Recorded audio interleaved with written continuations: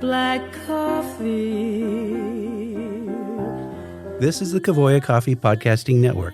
Coffee people talking to coffee people about coffee and things coffee adjacent. This episode of the Exchange Coffee Podcast is brought to you by Kavoya Specialty Coffee, where coffee is always a collaborative voyage.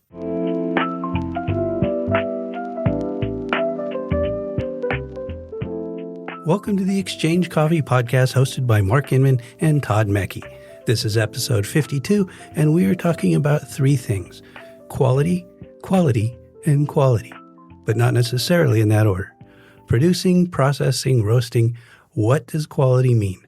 Mark and Todd go exploring for answers and perhaps find one or two along the way, but it is, as they say, the journey that matters. And now, here they are, Mark and Todd. How are we defining specialty coffee now? Well, we're going to do that in this episode. So Great. If you are the SCA, you should get a pen and paper out because we're going to define it for you on this episode. Wow. For 2026, that's my big claim is we're going to redefine it on this episode. Okay. Come one, come all. Welcome to the Exchange, if we hadn't already said. Todd, nice Mike, to and Mark. join you here talking about quality. And where do we begin? I mean, I go back.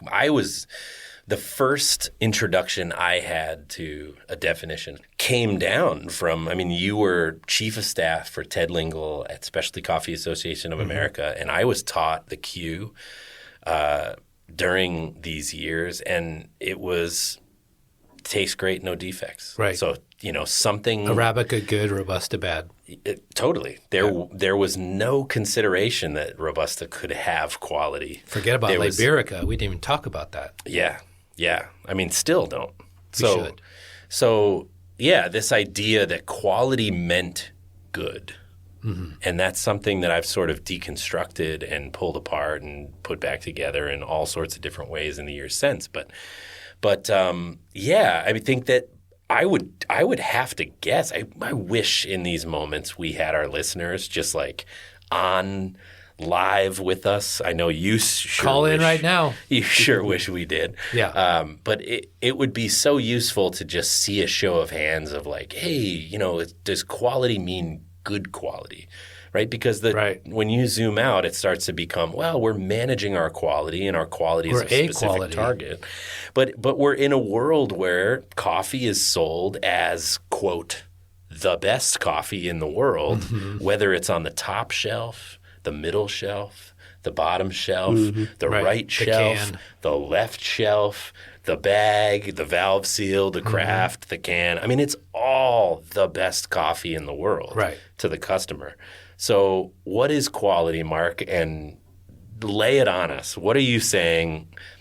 Hey, SCA, quality is this in 2026. I think quality and specialty as I see it, because specialty is also used as wallpaper nowadays. Everybody's using that the term, regardless of even if you're a commercial brand. I see that type of language being used. But I consider quality and specialty to be a point of view in that product. I should be able to discern what you're trying to say with that product. If it's a blend, that the blend is elevated by the combination of the parts, not just muddled. That's not quality to me. If you're doing single origin or single varietal, and you have noticed this in the cupping room where we get a lot of like farm lots, and then we have a single producer. And if I can't differentiate a discernible quality, I discount the single producer. Just as a sense of character. It could be slightly chocolate, brighter, toffee, bake shop, cleaner, or citrus, berry, fruit.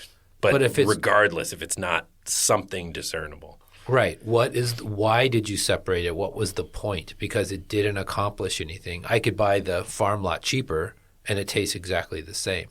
Story's not enough to carry a product. It has to actually resonate in the cup. Likewise with Robusta. If you've Copy Royale Robustas, they have a flavor of ginger snap cookie and cardamom and allspice that you do not get except for maybe some Indonesians anywhere else. And to me, that a Coffee Royale Robusta is a high-quality specialty product that is unparalleled by an Arabica counterpart if you're going for those flavors, because it delivers something that's unique and clearly defined. And I think, retail shops going down the point of like having very good espresso. This espresso should be a signature to your shop, and I should be able to determine your espresso from Mike's espresso. They're different. It's a different point of view, different perspective. You're suggesting if we had shop, you'd be able to taste our espressos, ideally speaking, and be able to say where they're from. Yeah, exactly. And who the higher quality, the higher amount of clarity, the higher amount of flavor differentiation or flavor melding to a better product.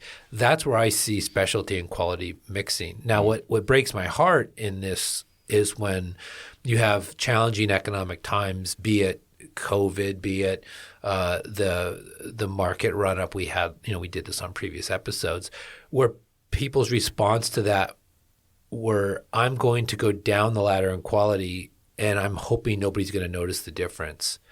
That to me, it tells me you're not serious as a quality and specialty producer, because the standard should be more important than the trying to maintain a price and just making sacrifices on your perspective and point of view to make money. You should raise your price and explain yourself unabashedly why you're doing it, because you're trying to maintain quality. And the great brands out there that we all admire, for the most part, never sacrificed quality. They stood by their standards, and their prices went up or down with the market, and they didn't make apologies for it. So that's how I approach this subject in particular. Yeah, maybe an aside here, but do you feel like that's a symptom inherent to late-stage capitalism? Jesus. We can talk about that another time. Thank you for sharing. That's a good point, but I don't think so. It's almost as though we're trying to impossibly hold two train cars together that are bound to flow two different directions, right? Rip apart. But that's an aside. In all seriousness, I thought it would be a funny thing to. Well, and I actually have an answer for that popped in my head the minute you said that. Yeah. So I'm an Instagram junkie, as many of you know. I don't really ever see you, Todd, post on Instagram. I've been very quiet. You're like my son, who just kind of lurks on there. No, I'm there. I have really mixed feelings about social media these days. I hear you on that. But what I've noticed happening, which is an interesting phenomenon, is that in the coffee world of Instagram, you have like the typical specialty people doing this typical messaging. But I've noticed lately maybe it's my algorithm, but all of these Southern Italian Southern Italian espresso brands that are now proudly showing like the lever machine and the barista that's doing a lot of espresso shots quickly, and the quick tap, with the grinder, the doser grinder, but they're doing it so quickly, and it's like choreographed ballet, and that's the message they're sending out there. And then you go into the comment section, which is a trash heap. But it's equally, my God, this is the greatest thing. This is what coffee's about. Too, if you've ever tasted Italian espresso, it's all fashion and trash flavor and terrible quality.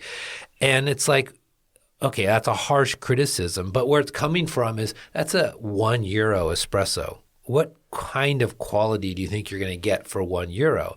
It's an approachable everyman's coffee that, yes, is harsher in flavor. That's why they add sugar, and there are explanations. But they're not making the claim that they're doing specialty product. Even the poster from Italy is saying, not to knock specialty, but this is the way we do it.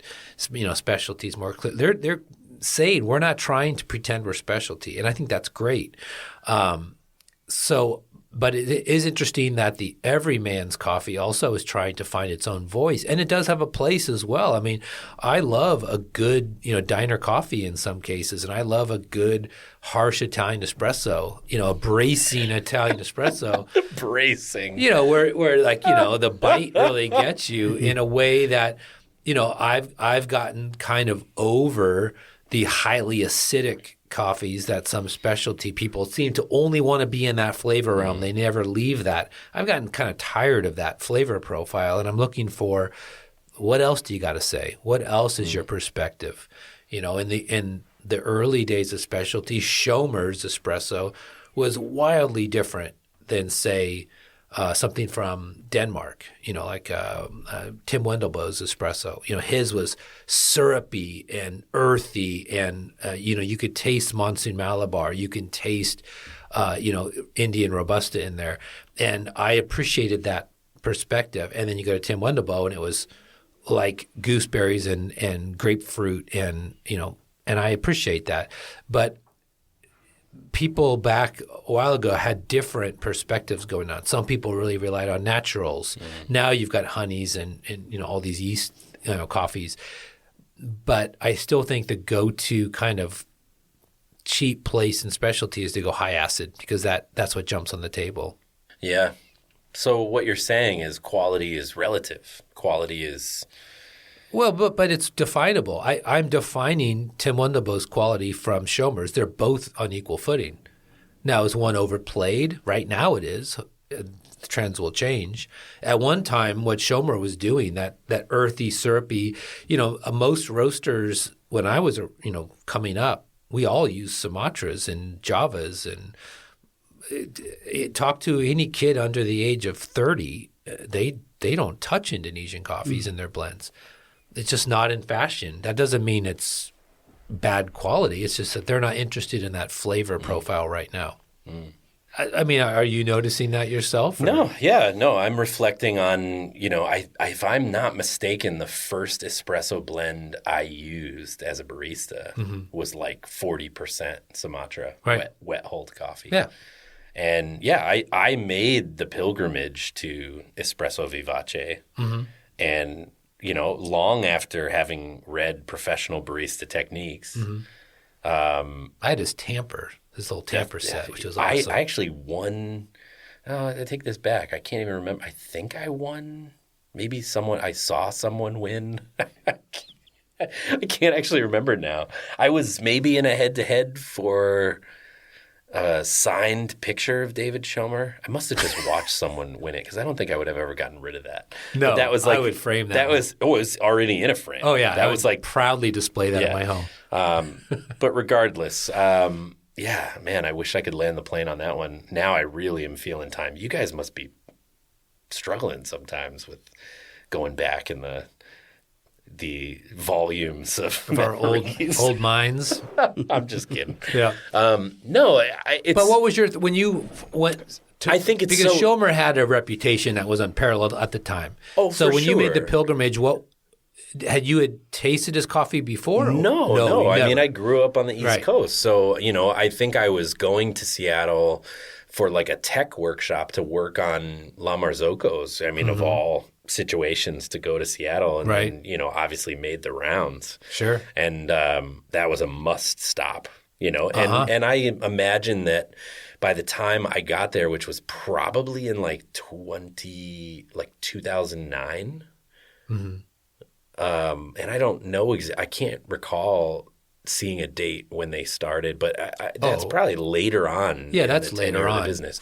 So, like, you know, I can only imagine what sort of that critical energy that it felt like when that came onto the scene and was becoming established. But like, it felt like meaningful, you know, and that's after spending a day in Portland going to, you know, Kova had just put their first roastery cafe out, which was amazing. Albina Press, all sorts of, you know, the Albina Press, original barista location, you know, and then going up and hitting all sorts of places in Seattle. But like, yeah, I think quality has always been, to get back to our conversational topic, it's always been a key part of how I see and engage specialty coffee. I think because I got in through retail and as a barista, like that manifestation of quality, even if it were about the accoutrement, like how things were presented, what the space felt like, it's all part of the quality, right? Because it's all, you know, part of the experience. If you take a service concept like, Setting the Table lays out, famous book on service and hospitality, that idea of like everything that you present around within, the whole sensory experience is all part of the quality. But yeah, I think it's interesting to look back now and to look back on what feels like a lifetime in my case, it's interesting to imagine, well, like, are you doomed as a participant to only have the ability to have one perspective on quality? Can quality only mean one thing?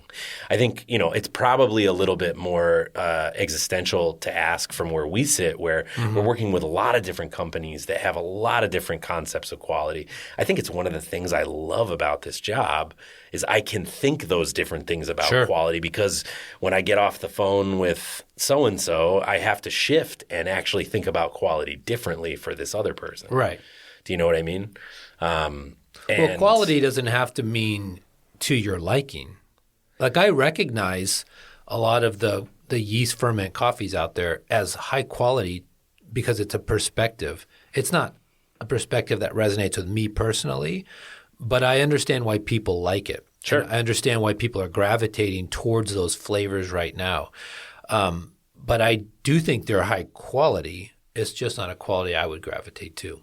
Yeah, you wouldn't prefer to drink it. No. But it's high quality, which is a weird thing. Yeah. That's a strange thing. Well, like what's it called? What's the stuff called in Chicago, the drink? Malort? Is that? Yeah.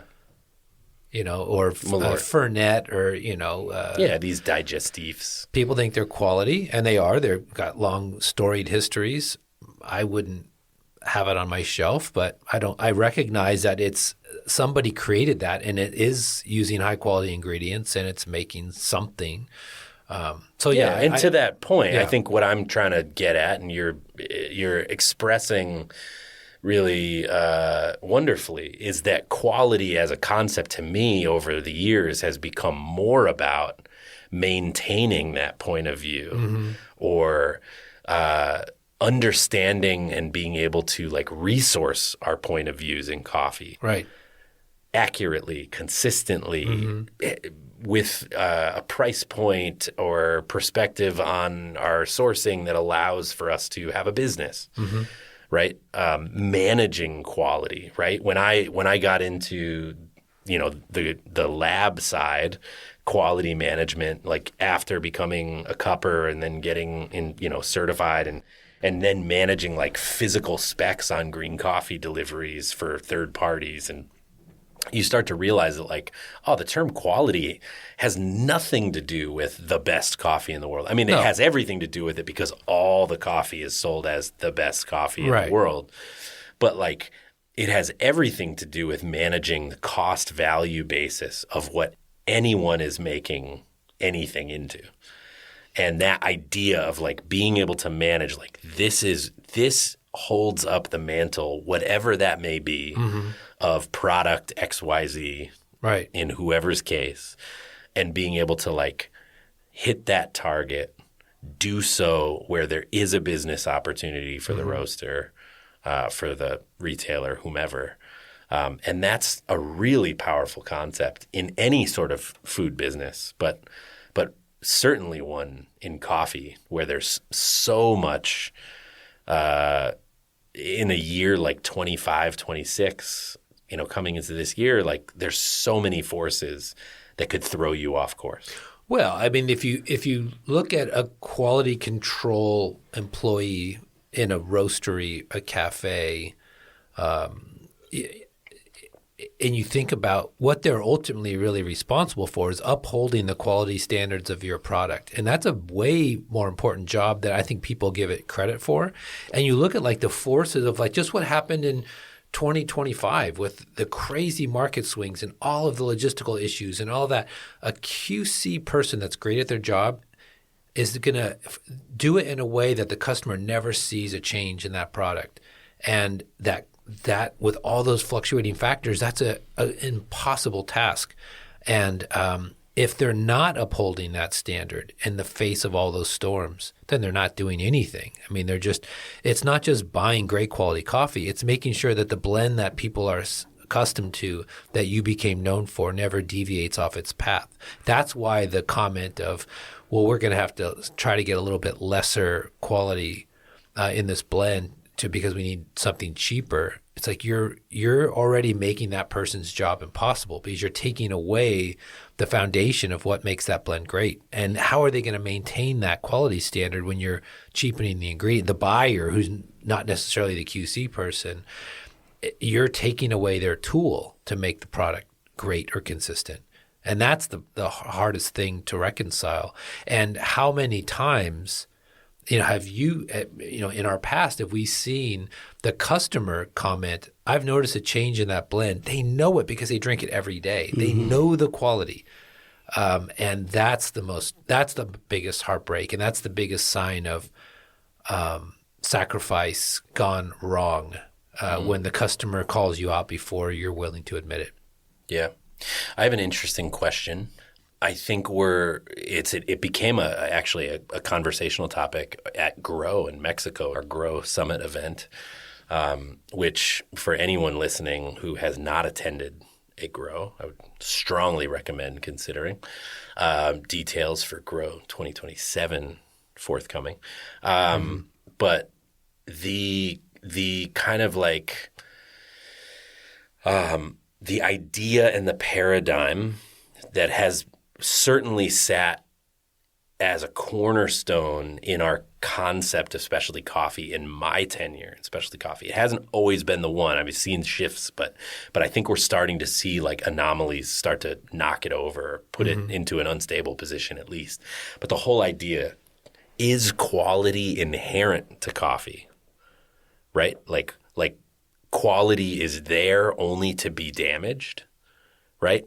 Going all the way back to coffee on the tree, coffee immediately off the tree, is the idea that quality is there to be retained, or is quality something that can be amended or changed or enhanced in post-harvest process? Can someone who's milling coffee or processing coffee change it?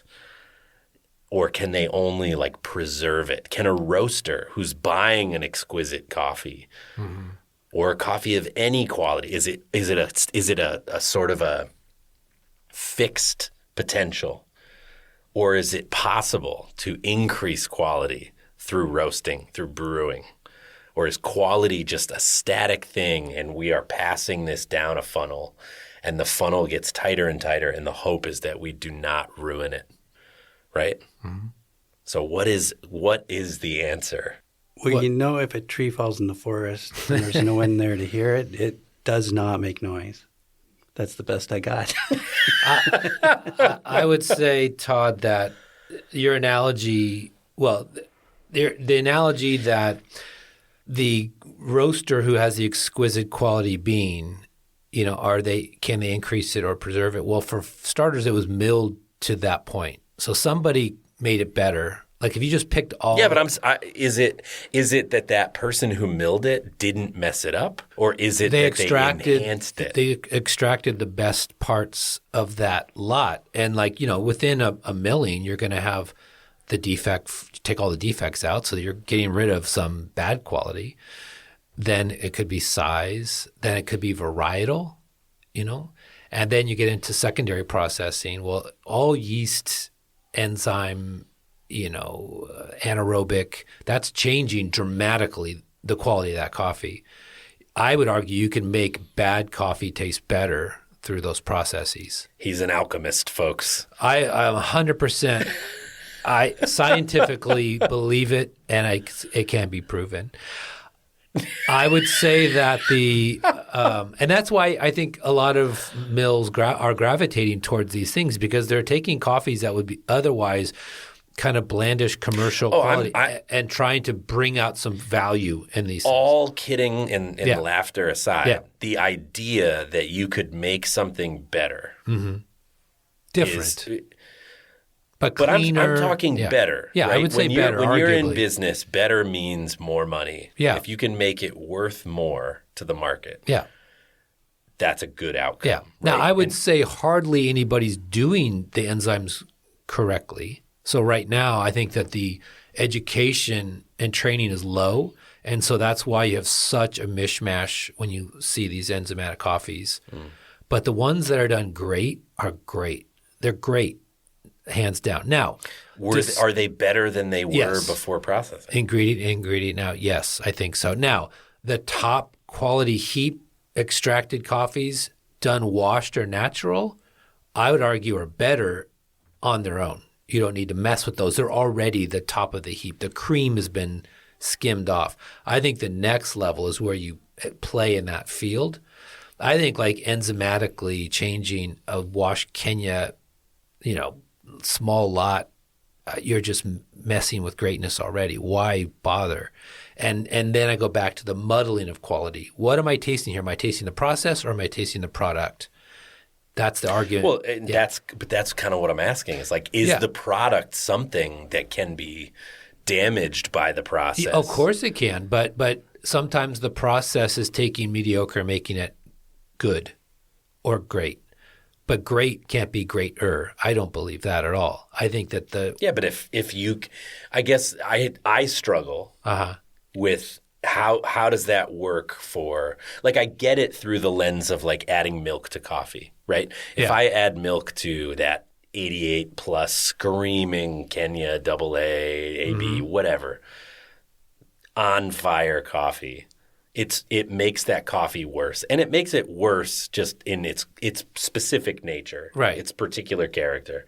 Than if I were to like add milk or cream to, a 82, 83 Brazil coffee that is nutty and chocolatey and would lend itself well to that amendment, right? But if you did it to an 86 Colombian Santander dark chocolate and an 86 point natural Ethiopian real blueberry, that cream is going to be great with it. Of course. So I'm saying it's hard. I don't know that I can, if that concept stands, it's got to be possible for there to be quality enhancement across qualities of coffee. Right. Right? The interesting thing is that, the models play with each other, right? When you say something to the effect of, well, quality is inherent, and if you are at the top of the quality spectrum, if you do anything other than preserve it, it doesn't go anywhere. The other side is like the very bottom, where people would often say, well, it's not improving the quality, it's hiding the quality, right? The same as like Coors Light beer is sold as the coldest beer, right? Well, our taste acuity is much worse when we get further from our body temperature, right? So I'm just kind of playing with this, not because I'm suggesting there's a right answer, but I think that this is like an interesting paradigm that has lasted a long time. And most of the time I've been in specialty coffee, this is something that people have strong feelings on, if not beliefs. Because I'm interested in the origins of the question, because, I mean, to me, I answered I was a smart ass and gave you a philosophical answer, although we now know that it's science, it's not philosophy. Sound doesn't exist till it hits an ear. But sort of like how many angels can dance on the head of a pin. That's the feeling I had when you asked the question. So I'm curious about the origins of the question and what was the discussion like? Yeah, well, it wasn't even so much that the discussion was defining of it. I think that, coming out of that wave – that like your generation of specialty coffee folks, it would have seemed, looking back through my personal history, that the who's who of specialty coffee in the room, the proverbial room, had a problem and said, hey, you know what? We need people who make coffee to believe in it and to serve it as the best possible expression of what it is, and the best possible expression of what it is itself unadulterated, right? And that idea started to like kind of go wild. Like if the best version of a great coffee is no sugar, no cream, no other ingredients, right? That started to kind of morph and change over time, where people were like, well, the best iteration of an espresso isn't a cappuccino, it's a straight espresso. Right. The best version of this coffee, isn't it blended with that coffee too? It's just this thing. It becomes, well, the best version of this coffee is actually this day lot, because when we mix in tomorrow's picking, it was actually the bricks were just over the peak, and so on and so forth. Right there. But a lot of this is almost folkloric in how it started to become important. But I think it's a progression where ultimately, like, specialty coffee heads began to think, well, the real job of the barista is not to ruin what roaster. Everyone else did. Well, the roasters were already in the room. The baristas weren't, right? The baristas were sort of made into this important role after the roasters. The roasters were there as saying, hey, everybody screws up our coffee. We need to, like, build a culture. Yeah, but the old adage, when you're going back to when Mike and I were coming up, was coffee at the mill is already at its peak, and everything we do from shipping it to roasting it can only take away. Only going to screw it up. And that's what I'm saying. Yeah. So that got planted. Yeah. And what I'm trying to take apart is, hey, is that true? I think it's starting to show more and more that that's a limiting idea, right? Yeah, of course. But there are ways that it's true and ways that it's not, and it's an interesting thing to chew on. And I don't think you come down with as easy an outcome as, well, yes or well, no. It's a really interesting thing. It's very interesting as there is increased research on microbes and their presence in certain parts of farms and their involvement in the kind of organic. Not organic certification inherently, but the organic aspect of, these microbes' involvement in fermentation as just a functional part of removing the fruit material from the seed. But yeah, it's one of those things that I think, the hope on a production side, whether directly, like literally the coffee's original owner, or, someone advocating on their behalf, the idea of, hey, can we make improvements at this stage or offer efficiencies or predictable, even just the idea to engage the question of, like, Brix readings in the fruit, which, in some studies is highly supportive, in others it's less important. But the idea that you could, like, predict outcomes based on when you're harvesting the coffee, where it's not just, well, hey, everything is fixed and it only goes all downhill from here. Do you know what I mean? That concept is probably widening in loads of ways. Yeah, and I noticed that in, like, Sumatra, when you'd have, like, ultra cleaned Sumatra, like, picked all the defects out, versus with the normal kind of mishmash you see with most Indonesians, the ones that were overly clean, I'm leaving, like, the Lintongs out because that's a different discussion, but those Sumatras were less than the mixed coffees. Or Longberry Harar is a great example. Pour one out for one of the great coffees that seem to have disappeared. But yeah. So yeah, that's interesting. I would say that back when I first started going to Origin, the question I would always ask producers, was why did you choose these plant varieties? Because I was a farm nerd. And they rarely answered it. It was, they were here, they were given to me, my father's always done this. There wasn't a question as to why Caturra, why Bourbon, or why a mixture in your field versus a vineyard, which is very well thought out and planned. They are intentionally planting these things rather than happenstance. Field blends, in wine was an old concept, and some field blends were great, but now it's all planned out and sterilized, scientific, and separated. Coffee now is doing that more and more. So why did you choose those varieties, and why did you choose that processing or drying method? And then recently, I was at a farm in Peru with Sam. He used to work here. And we cupped this coffee. It was fantastic, just like passion fruit and strawberry and just these fruits just bursting out.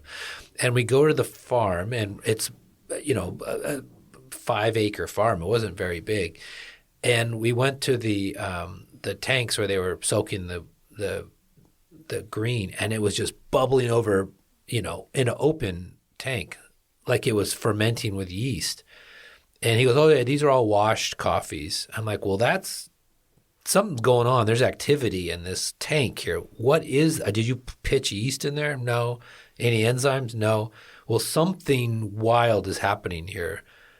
That is the reason why that coffee tastes so unique. What is it?" He had no clue. And it's like I wanted to take the water, go test it, because something was being done incredibly right that you want to replicate. If we were able to distribute better techniques, even distribute the use of simple but mechanized farming tools, right?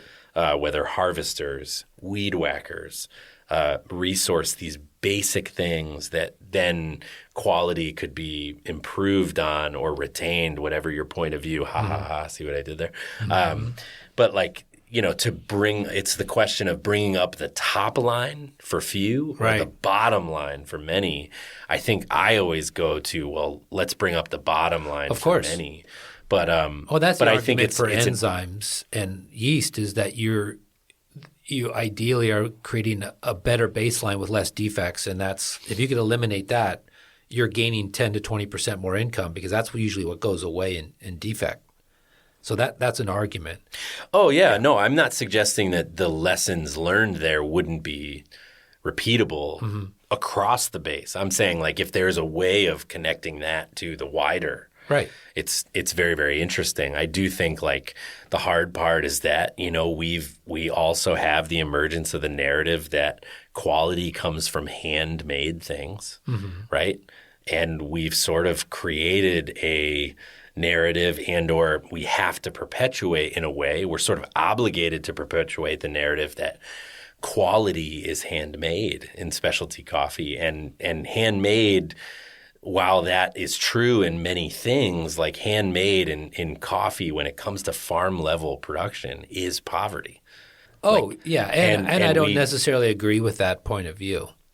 Totally. Well, yeah. And I'm not necessarily debating it. I'm just saying I think these are the things through a lens of quality that we are on the precipice if we haven't already crossed the edge of saying, okay, hey, some of this stuff – if it's not true, at the least, letting go of the argument, is it true, is it not true, it doesn't need to be true. We can move past this and unravel it and start to look at the things that will increase livelihoods while enhancing quality in a post-harvest sense. Even if it's even as simple as, hey, for a farmer that, would either produce coffee at a cost that is, sustainable versus, unworkable, depending on whether they use a handheld mechanical harvester versus having, separate labor come out and pick 4 or 5 times, right? Which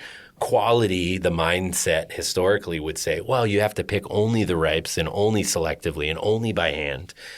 Whereas if you can essentially strip a tree at an optimal time and then use post-harvest processing to separate your qualities and maximize which works as maximize your separations and qualities versus lowering your overheads, all of a sudden we get into a place where, hey, if we can burst through that imaginary wall that we've been held in relative to our concepts of quality, I think there's a lot of potential there.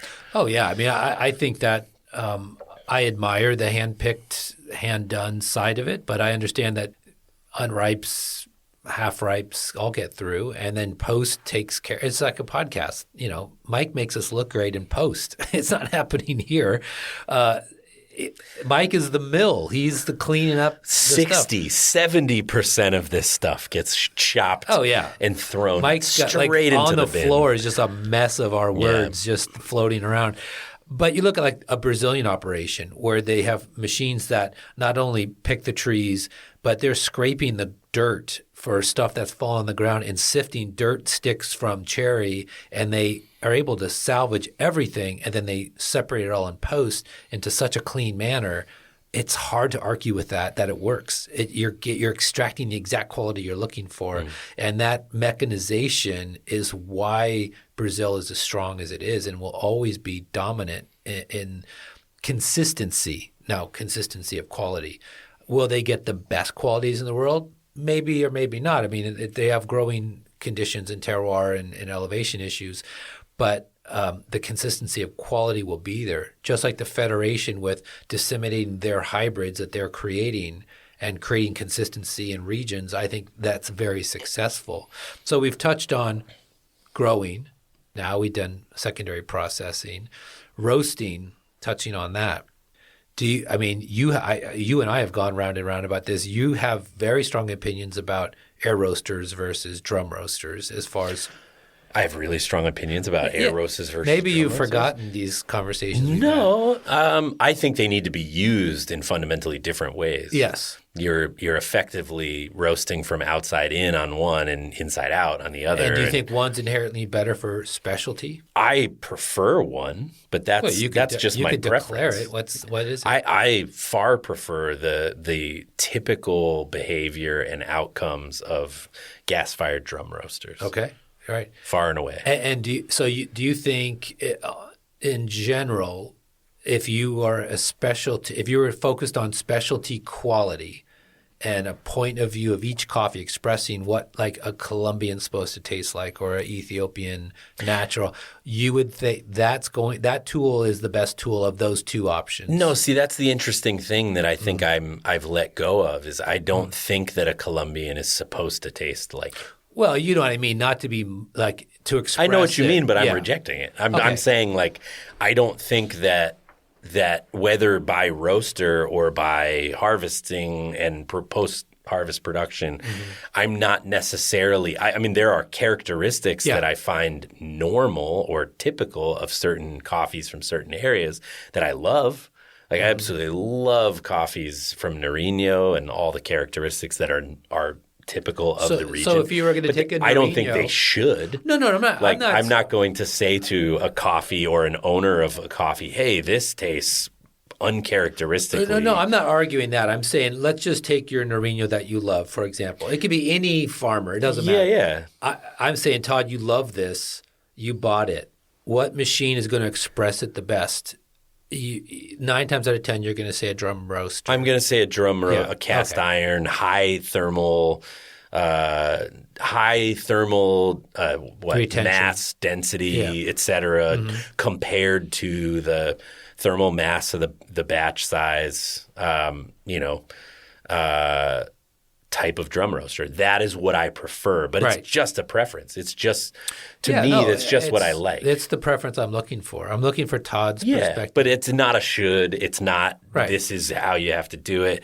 I don't even want to get into the whole like, well, this is the best. There's no best. I think the most exciting thing about specialty is that they're all different. Coffee going to be enhanced or not by a roaster? For me, if it's my tongue, like if it's going into like if it's coming into my cup, then that is the better. But I've also that rule has been broken many times. I mean, I would say probably 80 or so % of the coffees that on just having it and being like, what's that? Like those coffees typically come through those tools. And for what it's worth, like most of those coffees are, more traditional methodologies, washed, natural honey. I'm not like a processing snob or anything, but they tend to be like more traditional preparations in that regard. And that's just my preference. Right. But I think the reality is, hey, depending on what you want to transpose into the cup, like as the roaster, if you're trying to specifically deliver on something that you saw in the coffee when you bought it, whether you imagine someone had something to do with amplifying that after it came off the tree or not. I think you can do that with any tools that you might use. I just think the avenues, like the way you might go about doing it, with a fluidized bed Newhouse Neotech. Yeah, right. Or a Civets. Or something like this. It's very, very different, like fundamentally unrelatable. Yeah, well, where I'm getting at, and I find interesting, I love talking about roasting, and Mike is going to probably have the dates correctly on this one. I would have until you said that. Well, that there's been a lot of advancements in espresso machines and brewing equipment and roasters, but the traditional drum roaster, as you're painting it, the technology hasn't changed in, we're talking about 100 years now? About 125 125. Years. So you do know this. And I think the Jabez Burns patent on the same exact sample roaster we have in the lab was 1907, I think. So that creation 120-something years ago has stood the test of time for you as far as a quality way of roasting the product versus Civets paper came out is in the 50s, 57. That's when he wrote that paper on fluidized coffee and his belief of that. And then you've seen things like the Stronghold, which is kind of like even crazier hybrids. It's using infrared or convection or conduction. You could kind of choose. And that's within the past 10 years, maybe 15, that you started to see those types of roasters. But it still goes back to a very old process. Now, I would probably argue that you probably don't feel the same way about espresso machines. A 100-year-old espresso machine is not going to deliver you the quality you're looking for compared to what's been advanced. I mean, they were wildly different back then than they are now. Yeah, I don't necessarily feel bound to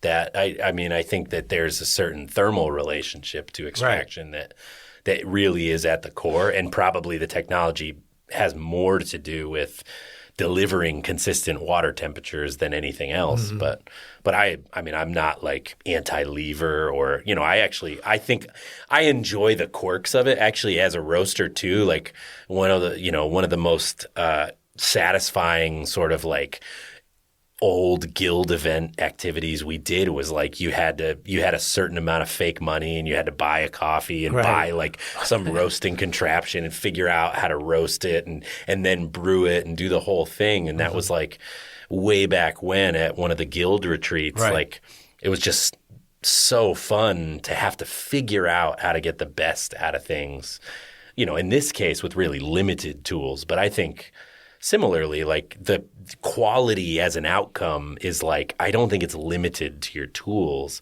but I do think it's like, it's almost like dancing with a partner. It's like, having someone who knows the steps changes everything if you're not, if your acumen is not on the top level. Do you know what I mean? So to be in a position where, I think in my experience, having roasted on a lot of different machines, and it's not even manufacturer specific, because a lot of these manufacturers make all sorts of different machines. Especially drum roasters. There's 100%. Single wall, double wall, cast iron, stainless. To me, there's just like a certain composition, a certain, certain eras within this type of machine that, they just seem to, on their natural behavior, you're not trying to wrestle them into behavior that is unnatural to them. Right. Whereas like you can get phenomenal results from loads of other machines. It takes some bending and some contorting and, a lot to You're talking roasters. Roasters. Do you find the same in espresso machines? Oh, for sure. Yeah. For sure. So like, I mean, you would have to temperature surf like heat exchange element type machines. But that's a learned but if you're behavior. doing it, like you can nail it just like anything else. I mean, obviously the limitations with espresso machines come into play when it's, I have to do that and I have to make 20 drinks in the next as fast as possible. Right. But I think that, that's the same kind of concept. And, it all goes back to quality and trying to achieve like, what you prefer or what you hope to convey as like, whether a barista, as a roaster, as a buyer, like, you know, it has become the thing that enamors you and that gets exciting to present to your public. I remember Ellie Hudson teaching me how to nail temperature surfing. Yeah. I always struggled with the heat exchanger, and she just dialed me in. It was all I'm like, sound. holy cow, a whole new world's opened up to me. All sound. Yeah. You start it and it's Yeah. all right, cool. Engage the group.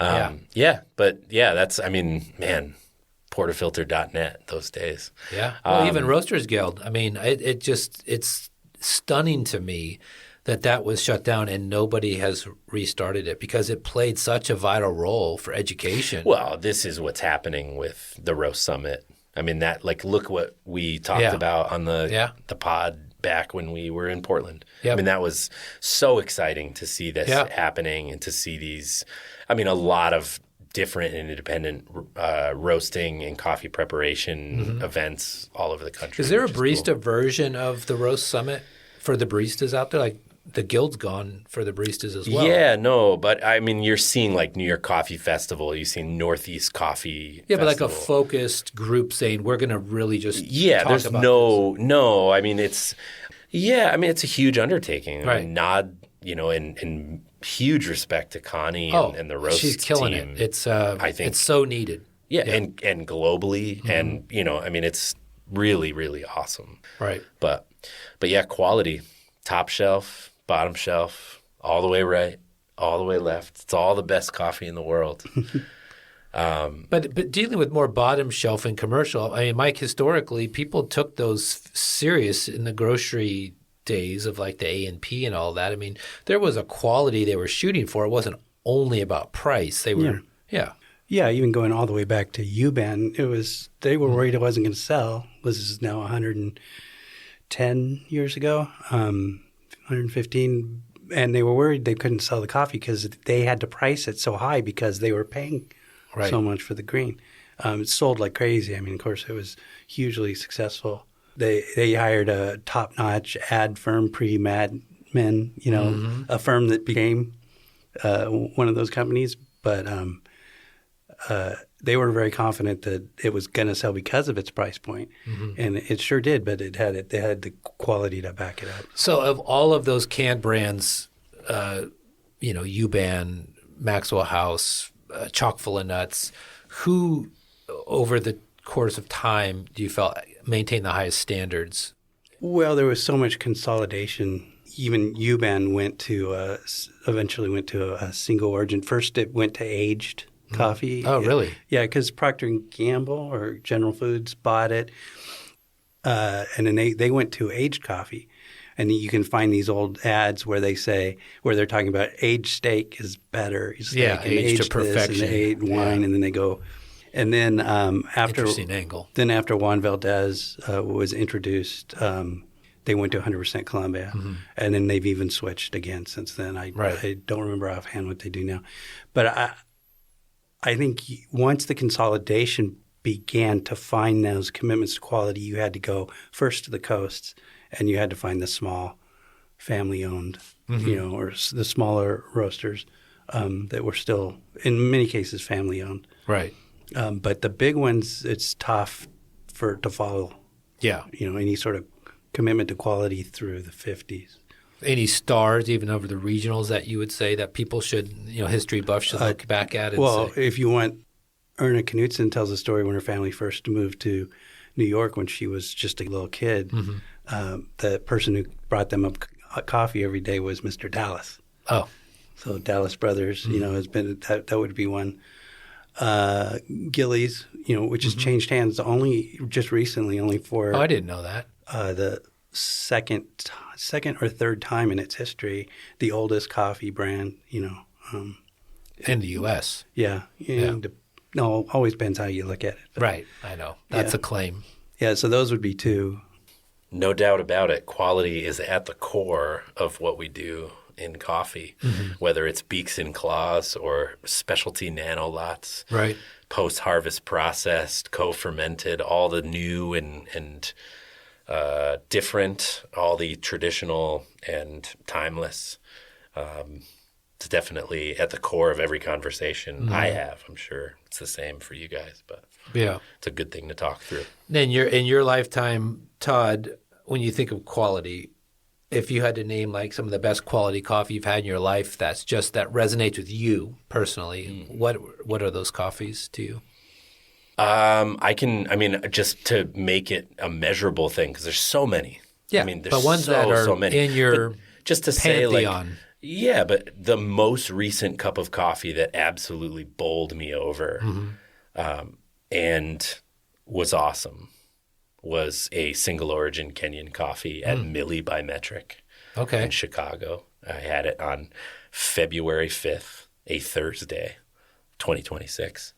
And yeah, it was just a fantastic, exceptional, developed roast, like no fear involved in developing this coffee to the perfect balance of like black raspberry, currant, old school, balanced with chocolate, that type of juicy, round, full, super complex acidic profile that I cannot remember the last Kenya coffee that I had bought in a cafe that had this type of spirit, character, smell, taste, the whole thing. And all the way from, when it was handed to me to when it was room temperature. But there's a lot of those. It's not, I don't find myself I'm not often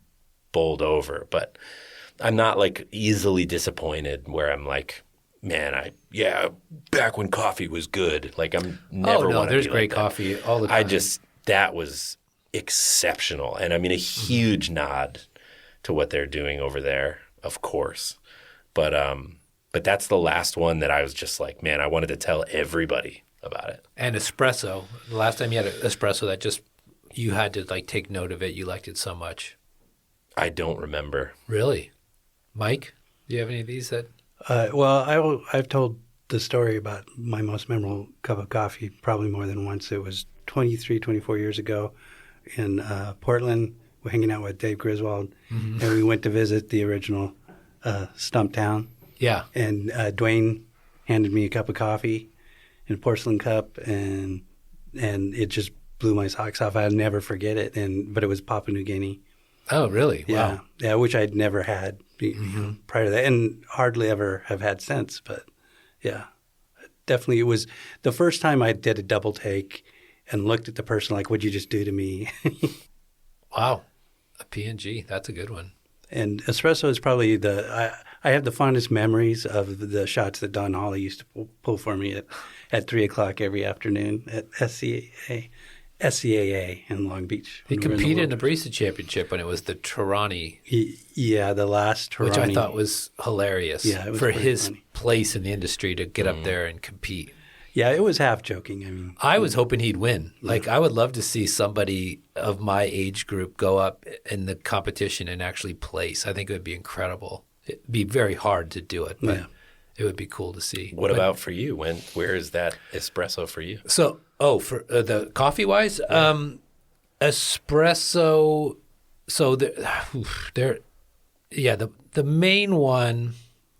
Schomer's was like going to somebody's version of a religious experience. Like you have to go to the temple once, and that was pretty phenomenal. But when I was on the board of the SCAA.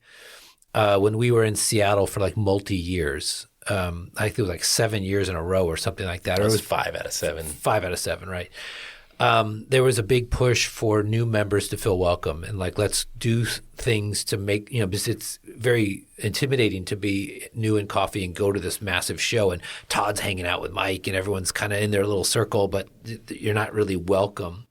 So I was doing a morning 5K run I think it was like at 6 in the morning, and we hit 8 bars, and we would do a shot, talk about it, and move on to the next one. Man, shot. You guys must have been high as a kite. Oh yeah, and Schomer's was one of the stops, but year in year out, the one that always I looked forward to and I enjoyed immensely was Vita. I loved the espresso from there, and so much so when I finally talked to them, I said, I got to know what's in this blend because I just, everything works. And it's, if you were blending espresso, these aren't coffees that you would traditionally blend, but they totally work.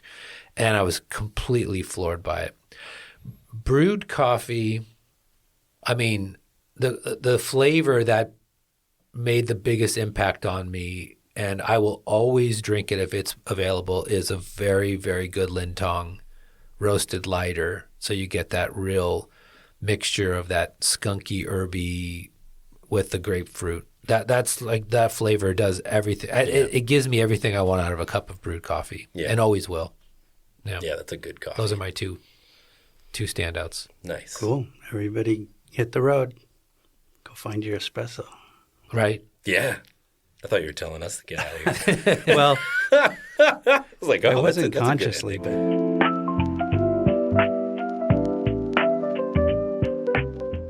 you've been listening to the Exchange Coffee Podcast, hosted by Mark Inman and Todd Mackey and produced by me, Mike Ferguson. The Exchange theme music is Exchange by Lo-Fi Zoo. Here comes your postscript, but stick around for some housekeeping on the other side. Fashion over comfort, Todd. Is that right? Oh, I'm dying. Who else can see you other than I can the see two me. of us? If you've enjoyed this or any show on the Kavoya Coffee Podcasting Network, please do all the things. Like, subscribe, review, don't keep us a secret, and take our listener survey at the link in the show notes. Finally, remember 2 things. You can email me with thoughts, ideas, kind words, and limericks at mike.ferguson@kavoya.com. And Black Coffee is performed by the one, the only, Ella Fitzgerald. This has been a CCPN production.